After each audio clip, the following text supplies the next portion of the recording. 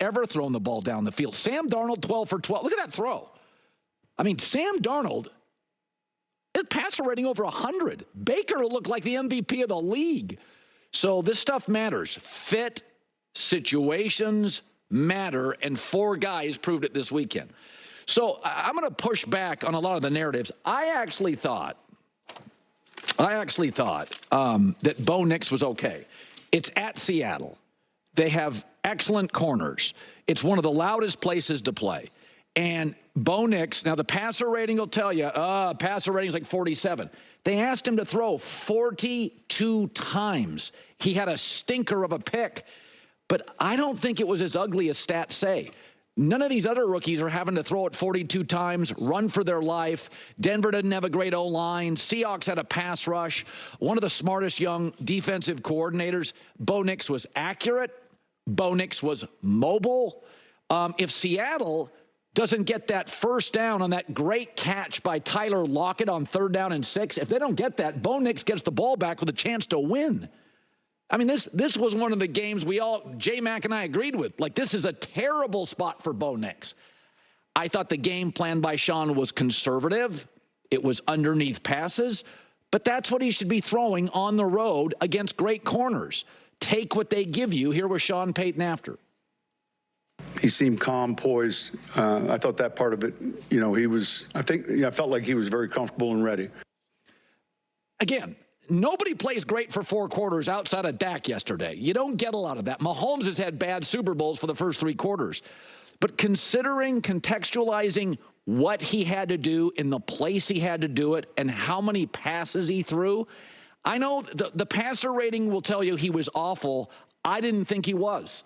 I think he's much more mobile than people think. He's always been accurate. I thought he was composed. I didn't think he looked nervous.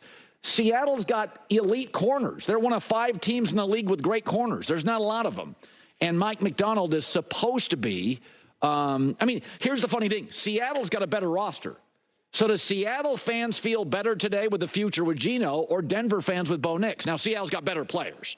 Seattle's got much better players, in my opinion, than most people think. I like both their backs. I like their receivers. I like their tight end. Their offensive tackles are good, but the O-line is still a work in progress. But I don't know.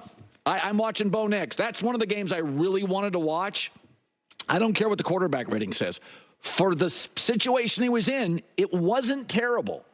Like Jaden Daniels could move a little bit. He looked uncomfortable in the pocket. Caleb looked uncomfortable. Bryce Young looked shot. Will Levis not working. Daniel Jones, I don't want to get into it. I was like, 42 throws on the road against those corners of pass rush, not terrible. If Lockett doesn't make one of the catches of the weekend on that 3rd and 6, a one-hander, Denver's got the ball with a chance to win. I don't know. Feels pretty good for me. Colin right, Colin wrong, top of next hour. The Steelers won. So one of our producers is a Bengals fan. I didn't really watch that game. That was just a corner game for me. I'm not going to be able to stomach a lot of the Patriots offense. There are games in week 1 that I eliminate that one. I just take the Cincinnati-New England one off the board. I kind of felt like that Pittsburgh-Atlanta. I'm like, I'm not going to watch. Pittsburgh's just only one way to win field goals. The quarterback situation's a mess. There were just some games. But then I watch a game like Detroit and L.A., and I'm like, I don't care the Rams lost. When that team gets healthy, that team's going to be good. So there are, Kansas City, Baltimore, I buy that game. Philadelphia, Green Bay, I buy what I see. Detroit, LA, I buy what I see. Chicago, Tennessee, unfortunately for both teams, I buy what I see. That was so ugly, and I watched every snap, and it was unwatchable. But I wanted to go a mile deep on the Titans and the Bears, and a mile deep I was. Hour 2 next. Friday nights on Fox. Detroit got outplayed and outcoached and won. That's okay. That's not Detroit we grew up with.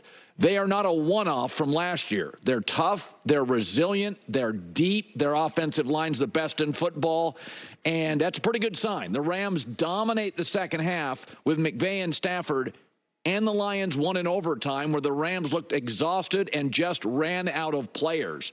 Now, the Lions got a little bit cute for me. This is a power run team. I like Jared Goff more than everybody else, I think, on the planet. less Goff, more running. Two really good backs. One's a star. Offensive line's the best in football. I would just run nonstop if I was Detroit and Dan Campbell. So my first take is Detroit would have not only lost this game in previous decades and years, they may have gotten blown out, and they won, and they were outplayed for big chunks of it in the second half, all the second half except overtime, and I think they were outcoached. Here's my second take. That's the best loss I've seen in years for any team. The Rams were missing both their offensive tackles, their best corner, 3 offensive linemen, no Puka Nacua, down 14 at half, Sunday Night Football in Detroit, and Matt Stafford put on a clinic. That's the best quarterback in the NFC. That's a top 5 quarterback in the NFL. I don't care what list you're doing. He and Cooper Kupp, without Puka Nacua, not a lot of time to throw, backups on the offensive line. They went into the teeth of that defense and just first down, dominated total plays, dominated third down, dominated time of possession, and they were down several of their top players, and it got to overtime, and they ran out of bodies, and they ran out of gas. And Detroit, maybe because they were so fatigued, said, guys, let's not get cute. Let's just run the football over and over and over. And the Lions, this is what they should be doing. 9 out of 10 plays. And you know I'm a Goff fan. This team is built to control the clock. What happened in the second half of Detroit should not happen. Run the ball, eat the clock, force teams to get physical, because I don't think many can. So I would not be shocked. This was a great loss by the Rams. They'll never be this unhealthy. I would not be shocked if this isn't the NFC Championship. That's how strongly I feel about it. In fact, I think the Lions got too cute, and the Rams ran out of people. But it's week 1. Don't overreact. And here was Dan Campbell, the winning coach, after. I knew it was going to be a hard-fought game. I did know that. Because I think this coach does a hell of a job. You know, I do. I think Sean always puts together a good game plan. And Stafford, man, you know, it's almost like you don't want to hit him, because I think when you hit him, he plays better. Yeah, Matt Stafford, whatever you think of all the great quarterbacks in this league, and we can put Mahomes on a level above everybody else. Then it gets into the Herberts and Lamars and whoever you want up there. Half of you want Dak. Nobody throws a prettier football, including Mahomes, than Matt Stafford.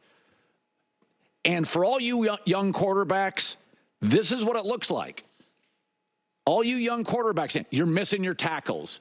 Your best or second best receivers out. You're on the road. You're down 14.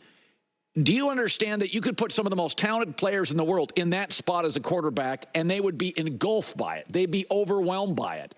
On the road, one of the louder stadiums, pass rush everywhere, missing your tackles, 3 missing offensive linemen, your top corners are out. And Matt Stafford put that franchise on his shoulders last night against a great football team and nearly pulled it out. There are not 5 quarterbacks on the planet that can do what Matt Stafford did last night. That was a clinic. They just ran out of bodies. Good game, good teams. All right, so Dak Prescott, you know, Jerry Jones loves this. Right before the game, Jerry Jones announces Dak has a new deal. So it's $230 million, $60 million annual average. 4 years, $240 million. So 2 things happened yesterday with the Cowboys that are very predictable. They paid a lot of money for a player they drafted. They love to do that. And the Cowboys looked absolutely brilliant in week 1 of the regular season. Do you know what they did last year in week 1 of the regular season? They won by 40 points. This is what the Cowboys do. Now, Cleveland's a mess. The Deshaun Watson contract, I don't know what happened. He's not the same player. I can't explain it. 13 starts for Cleveland. He's got a 78 passer rating and completing 59% of his throws. He's not as athletic. He doesn't see the field. He's not that accurate. I never loved him as a quarterback. He's bad now. So I don't know what to say about it. He changed jerseys. I don't know. It's not working. Now, he was missing some offensive linemen. Dallas has a good pass rush. I'm trying to contextualize all of it, but that contract now, you thought the Russell Wilson Denver deal was a bad one, but they hit on Bo Nix. So that means they'll be able to make up on that big salary for Russell Wilson very quickly in 1 year. Cleveland's trapped 3 years of that. And when you're missing offensive linemen, you don't want to face the Cowboys because they got a pass rush. But it was so Dallas. Sunny weather. Dak's got a new contract.